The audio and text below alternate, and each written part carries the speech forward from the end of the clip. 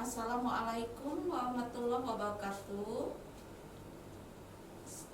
Salam sejahtera untuk kita semua. Mahasiswa yang Ibu sayangi, hari ini kita kuliah landasan kependidikan di pertemuan kedua. Pada pertemuan pertama, Ibu sudah sampaikan dengan kontrak perkuliahan dan LPS yang akan kita jalani sampai ke pertemuan 16. Mahasiswa sekalian, hari ini sesuai dengan kontrak perkuliahan dan LPS kita, hari ini kita akan kuliah tentang hakikat manusia. Nah, mahasiswa sekalian, hakikat manusia, manusia itu tentu berbeda dengan misalnya tumbuh-tumbuhan, hewan, karena manusia itu pada dasarnya mempunyai satu ciri yang khas. Manusia adalah makhluk yang paling sempurna, yang paling istimewa yang diciptakan oleh Allah. Nah, mahasiswa sekalian, mari kita belajar tentang hakikat manusia. Siap ya mahasiswa sekalian ya. Nah, bagi mahasiswa Ibu yang belum punya keluasan kuota, belum punya keluasan rezeki untuk beli kuota, nanti disampaikan oleh temannya. Ini kelas ini Ibu buka selama 1 minggu ya. Nanti boleh belajar. Untuk yang belum punya kuota boleh nanti minggu hari berikutnya untuk belajar mengenai hakikat manusia. Mahasiswa sekalian, Ibu sudah siapkan di sini satuan acara perkuliahannya, dan di situ PowerPoint yang akan Ibu ajarkan pada kalian. Mahasiswa sekalian, baik kita belajar tentang hakikat manusia. Manusia itu punya pengertian manusia itu. Nah, manusia itu berasal dari kata Sanskerta manu, dan manu yang artinya dan mens Latin yang artinya makhluk yang berpikir. Manusia adalah makhluk yang berpikir dan tidak dimiliki oleh makhluk-makhluk yang lain. Itu hakikat manusia. Berikutnya, apa yang membedakan manusia dengan makhluk yang lain?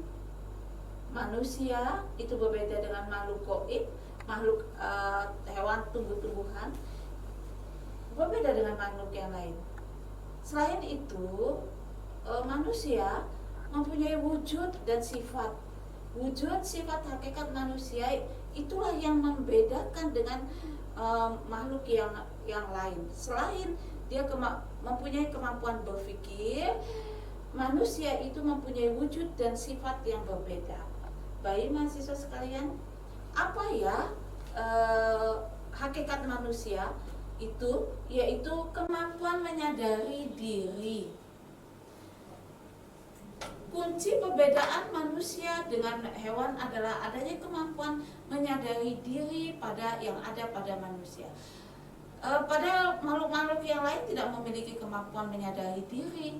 Kemudian manusia menyadari bahwa merupakan karakteristik dirinya, sehingga manusia dapat membedakan dirinya dengan orang yang lain. Nah, mahasiswa sekalian, mengapa mahasiswa sekalian pada semester 1 ini belajar tentang hakikat manusia? Gunanya apa? Ya, gunanya mahasiswa sekalian, kita nantinya sebagai seorang guru harus berhadapan dengan siswanya. Siswa juga manusia. Nah, manusia akan berhadapan dengan manusia yang lain. Nah, karakteristik siswa-siswa kita itu beraneka ragam. Dan seorang guru harus menyadari bahwa keragaman itu merupakan sesuatu kelebihan dari mahasiswa, dari siswa-siswa kita. Nah, seorang guru perlu memiliki kemampuan menyadari itu. Kalau ada siswa misalnya datang terlambat, kita harus menyadari, kita harus bertanya dari sisi dia kenapa dia terlambat. Tidak selamanya keterlambatan mahasiswa kita itu, mahasiswa sekalian itu mendapat hukuman. Tidak bisa begitu. Kita harus menyadari bahwa banyak hal yang menyebabkan seorang siswa itu terlambat. Nah, seorang guru fungsinya sebagai apa? Menyadari diri. Begitu ada siswa yang terlambat, apa yang perlu dilakukan oleh guru? Menyadari, oh ya, untuk datang tepat waktu perlu berbagai hal. Mungkin kenapa siswa saya terlambat? Apakah dia ingin terlambat atau ada sesuatu yang menyebabkan dia terlambat? Nah, ini akan menjadikan kita guru sebagai guru yang bijak terhadap anak-anaknya. Tidak selalu setiap terlambat harus dihukum. Tidak selalu setiap terlambat harus dihukum. Nah, begitu juga misalnya ada siswa kita yang tidak mengerjakan tugas dengan baik, lantas dihukum. Tidak seperti itu. Guru harus menyadari banyak faktor yang menyebabkan seorang siswa mengapa dia tidak bisa mengerjakan tugas secara baik sesuai dengan apa yang diinginkan oleh gurunya. Nah, ini maknanya kenapa seorang guru perlu belajar tentang hakikat manusia. Dia harus memiliki kemampuan menyadari. Kenapa kemampuan menyadari ini perlu dimiliki? Karena nantinya dia akan berhadapan diri dengan siswanya. Siswanya juga merupakan manusia yang memiliki kelebihan, kekurangan, memiliki keterbatasan. Begitu ya mahasiswa ya sekalian. Kita lanjut ya. Berikutnya, selain memiliki kemampuan menyadari diri sendiri, seorang guru, seorang manusia memiliki kemampuan bereksistensi. Apa kemampuan bereksistensi? Kemampuan menerobos ruang dan waktu, tidak terbelenggu oleh ruang atau tempat dan waktu, sehingga manusia memiliki unsur kebebasan. Adanya manusia bukan berada seperti hewan dan tumbuh-tumbuhan, melainkan ada di bumi ini. Nah, dia memiliki kemampuan bereksistensi. Maknanya, kenapa kita harus belajar bahwa hakikat manusia, satu, dia menyadari dirinya sendiri, nantinya gunanya untuk apa ketika kita membelajarkan siswa kita, ketika kita menjadi guru. Yang kedua, kemampuan bereksistensi, kemampuan menerobos ruang dan waktu, tidak terbelenggu oleh ruang, tempat, dan waktu, sehingga manusia memiliki unsur kebebasan. Dalam tanda kutip, bukan kebebasan apa, tetapi kebebasan yang berada pada koridornya sebagai seorang guru. Mahasiswa sekalian datang ke FKIP, masuk ke FKIP menjadi nantinya akan menjadi orang yang bergerak di bidang bimbingan konseling, orang yang bergerak menjadi tenaga pengajar di pendidikan kimia, harus memiliki kemampuan bereksistensi. Misalnya nanti ketika dia menghadapi suatu masalah, suatu pendidikan, membelajarkan kimia, bimbingan konsep terbatas oleh ruang dan waktu, lantas tidak lantas menyerah.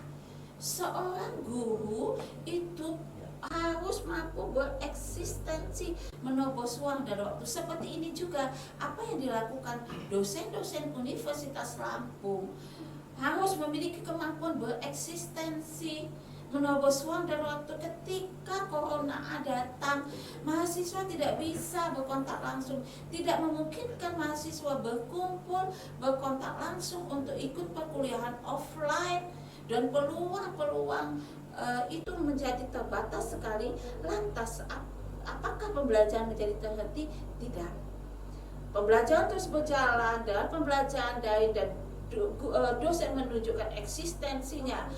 Seperti ibu membelajarkan kalian, ibu di syuting ini menerobos ruang dan waktu. Dan ibu kemudian ini di syuting, kemudian ibu membelajarkan kalian seakan-akan di hadapan ibu adalah kalian.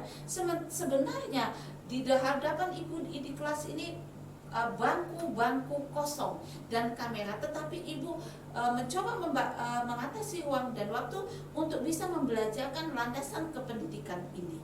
gitu ya.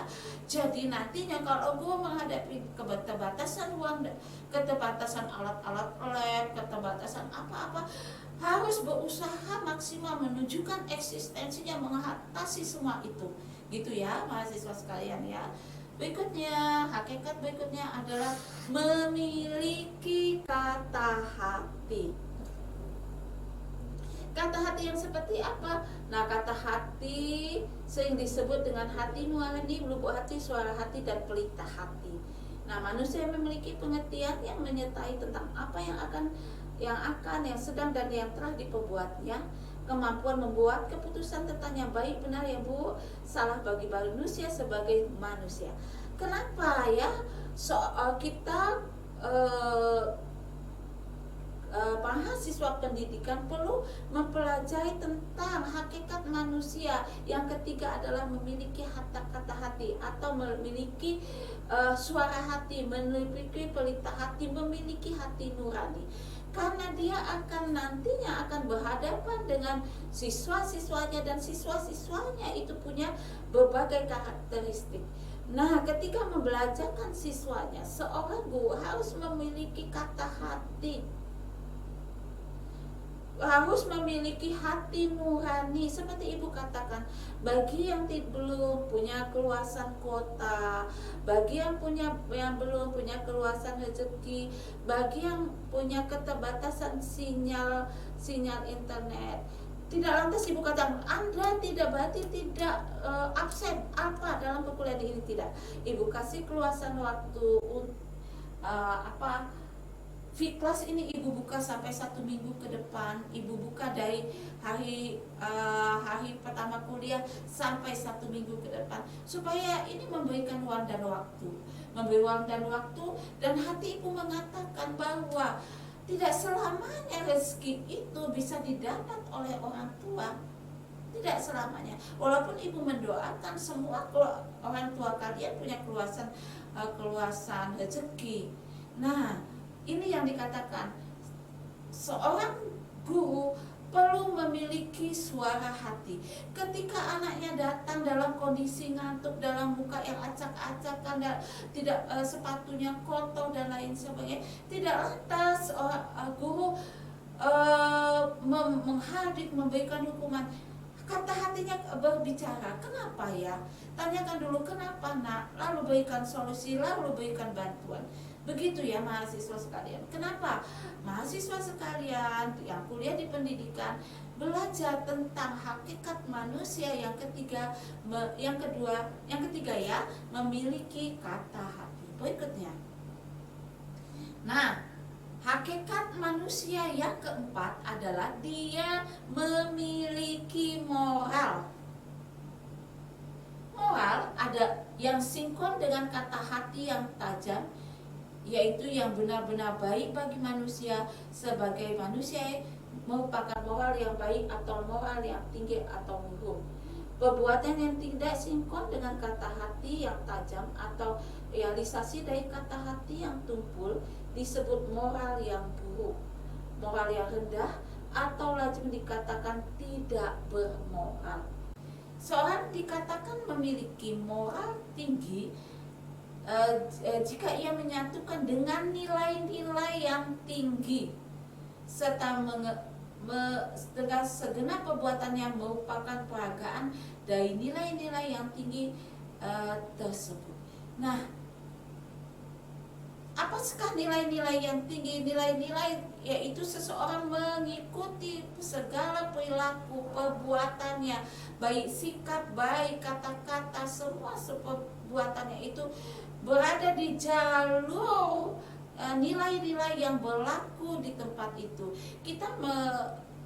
Negara kita sebagai seorang yang beragama Muslim maupun non Muslim memiliki satu pandangan bahwa kita tidak diperkenankan berangkat ke kampus itu dengan pakaian yang auratnya tidak tertutup. Karena nilai-nilai yang kita anut adalah bahwa kita harus menutup aurat. Nah, maknanya apa? maknanya untuk membelajarkan siswa di sini adalah bahwa guru itu harus memiliki moral. Moralnya seperti apa? Ya, dia datang ke sekolah, pakaiannya menutup aurat, kalimat yang keluar dari mulutnya juga kalimat yang bagus. Hindarkan kalimat-kalimat yang ya dalam tanda kutip yang tidak baik-baik itu. Kalimat yang keluar dari seorang guru adalah kalimat-kalimat yang bagus, kalimat-kalimat yang support.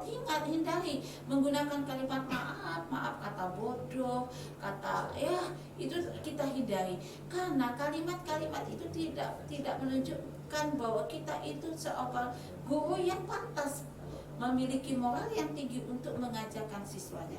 Begitu ya. Nanti ketika mahasiswa sekalian menjadi guru, ingat bahwa seorang guru harus memiliki moral.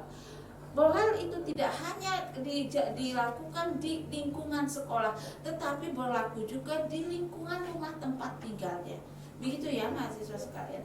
Jadi seorang guru melekat dalam dirinya itu tidak hanya di sekolah, sampai di rumah 24 jam ketika berinteraksi dengan masyarakat. 24 jam dia harus menunjukkan bahwa dirinya seorang yang bermoral. Artinya apa? Artinya seorang guru dalam tatanan bermasyarakat di lingkungan sekitar, bermasyarakat di lingkungan sekolah, harus menunjukkan bahwa dirinya bermoral. Begitu ya mahasiswa sekalian. Karena apa? Kalau gurunya bermoral, karena siswa yang ingin kita ajarkan adalah memiliki moral juga. Kalau kita menginginkan siswa yang memiliki moral, harus dimulai dari guru yang memiliki moral juga. Begitu ya mahasiswa sekalian. Bagaimana? Ya mulai dari sekarang mahasiswa sudah masuk ke FKIP, maka mulailah kita menunjukkan sebagai orang yang memiliki moral yang tinggi, berbudi luhur, dan nantinya akan diterapkan di sekolah. Menjadi tidak baik kalau guru itu sering ini nyuruh saat jam-jam pembelajaran nyuruh siswanya belikan bakso di kantin. Jangan.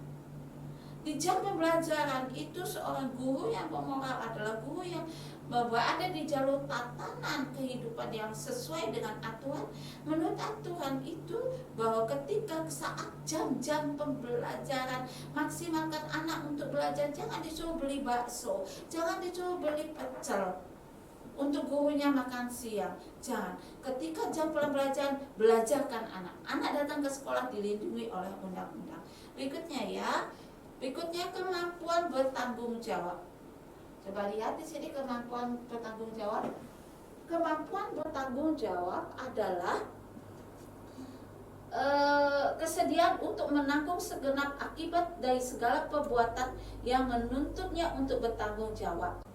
Wujud tanggung jawab ada 3, yaitu tanggung jawab kepada diri sendiri, tanggung jawab kepada masyarakat, dan tanggung jawab kepada Allah Subhanahu wa Ta'ala. Ada hubungan erat antara kata hati, moral, dan tanggung jawab. Ya. Jadi seseorang yang punya tanggung jawab itu tanggung jawab tinggi, artinya dia memiliki moral yang tinggi dan dia memiliki kata hati yang tinggi. Gitu. Maka di sini dikatakan ada hubungan erat antara kata hati, moral, dan tanggung jawab. Seseorang yang memiliki tanggung jawab yang tinggi itu didasarkan karena dia punya moral yang tinggi. Seseorang yang memiliki moral yang tinggi, dia memiliki kata hati yang tinggi. Berikutnya, memiliki rasa kebebasan, bukan bebas yang sebebas-bebasnya. Maksud di sini merdeka adalah rasa bebas, tapi sesuai dengan tuntutan kodrat manusia, bebas tetapi terikat oleh kodratnya manusia. Bebas terikat pada bahwa dia makhluk yang bermoral, bahwa dia punya kata hati, dan makhluk yang bertanggung jawab. Berikutnya, hakikat berikutnya dari manusia adalah dia memiliki kewajiban dan hak. Kewajiban dan hak dua macam gejala sebagai manifestasi manusia sebagai makhluk sosial. Tidak ada hak tanpa kewajiban, dan kewajiban ada karena ada hak yang harus dipenuhi. Nah, apakah hak itu yang segala sesuatu yang memang sudah seharusnya menjadi bagian dia, dan kewajiban adalah segala sesuatu yang harus dia lakukan. Mengapa seorang guru perlu mengetahui bahwa dia memiliki kewajiban dan hak? Karena seorang guru perlu memiliki kewajiban menyelenggarakan pembelajaran yang menyenangkan pada siswanya, dan dia mendapatkan hak sesuai dengan kewajiban dia tersebut. Berikutnya, kemampuan menghayati kebahagiaan. Kebahagiaan sebagai hasil perpaduan dari pengalaman yang menyenangkan dengan yang pahit, dan antara proses dengan hasil. Mahasiswa sekalian, kemampuan menghayati kebahagiaan, bahwa sebenarnya menjadi kenapa mahasiswa harus belajar ini, hakikat yang ke-8, menghayati kebahagiaan. Sebenarnya mahasiswa sekalian, guru sebenarnya adalah orang yang paling bahagia. Karena apa? Satu, kebahagiaannya dia bekerja dan mendapatkan pahala. Kemudian dia bisa berinteraksi dengan berbagai siswa dari tahun ke tahun yang terus berganti. Dan dia memiliki peluang untuk memiliki pengalaman dari belajar bersama siswanya. Dia bisa mengenal orang tua, dia bisa mengenal lingkungan siswanya, dia bisa mengenal berbagai karakteristik siswanya. Dia bisa meningkatkan ilmunya untuk membelajarkan siswanya, dan itu sebenarnya merupakan kebahagiaan tersendiri bagi seorang guru. Berikutnya, itulah mahasiswa hakikat manusia. Nah, mahasiswa sekalian, 8 hakikat itu penting kita camkan di dalam diri kita, bahwa seorang guru, kesimpulan yang akan Ibu berikan, harus memiliki kemampuan menyadari diri bahwa dirinya adalah seorang guru, dan menyadari bahwa setiap siswa dan datang ke sekolah dilindungi oleh undang-undang dan memiliki berbagai karakteristik, dan guru perlu menyadari itu, sehingga apapun keputusan yang diambil guru adalah keputusan-keputusan yang keluar dari kata hatinya. Kata hati yang bagaimana? Kata hati yang tinggi, ya.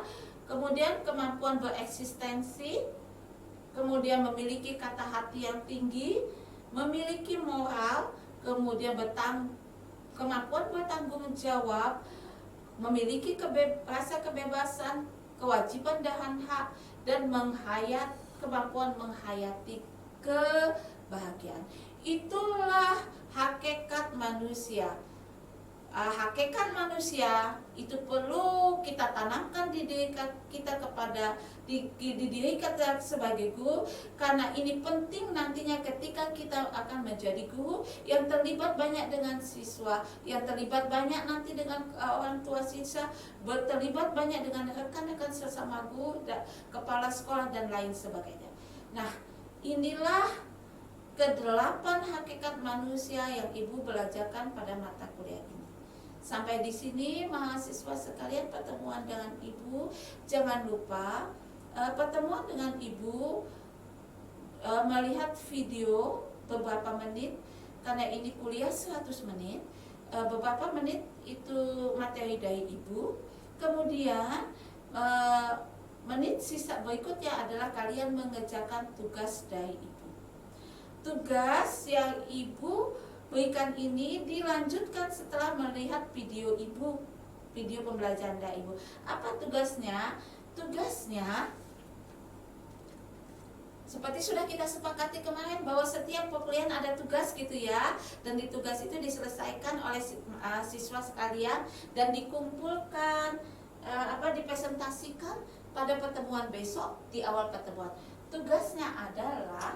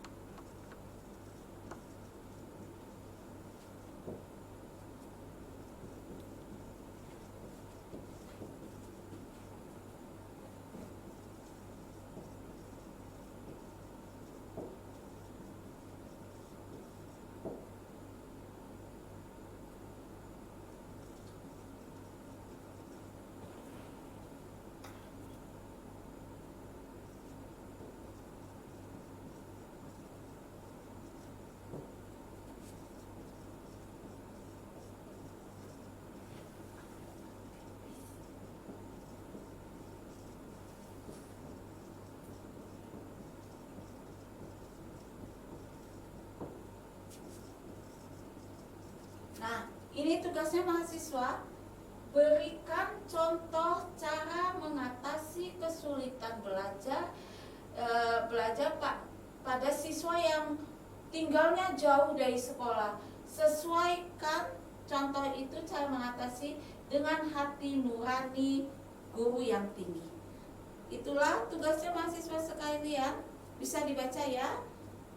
Nanti akan Ibu berikan juga di bagian tugas. Ini akan Ibu tuliskan. Sampai di sini pertemuan kita. Wassalamualaikum warahmatullahi wabarakatuh.